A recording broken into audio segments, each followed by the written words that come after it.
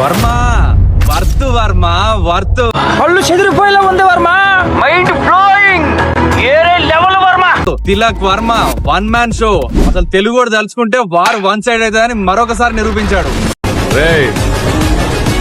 ఇక మీరు గెలవాలని పూజలు యాగాలు మొదలు పెట్టండి.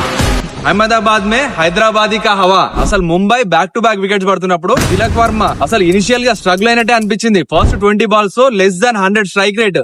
ఆ స్ట్రాటజిక్ టైమ్ లో హార్దిక్ పాండ్యా చేసిన మోటివేషనా లేక మంత్రమా మీకేమనిపించిందో కమెంట్ చేయండి. దాని తర్వాత ఒక్కటేసారి మూమెంటం కంప్లీట్ గా షిఫ్ట్ చేసేశాడు.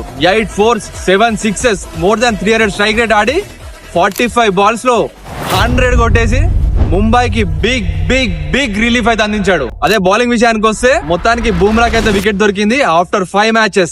అశ్విని కుమార్ 4 wickets. జీటీని 15 overs లో 100 కి ప్యాకప్ చేపించారు. మొత్తానికైతే ముంబై మళ్ళీ కంబ్యాక్ ఇచ్చినట్టేనా? మీరేమనుకుంటున్నారో కామెంట్ చేయండి.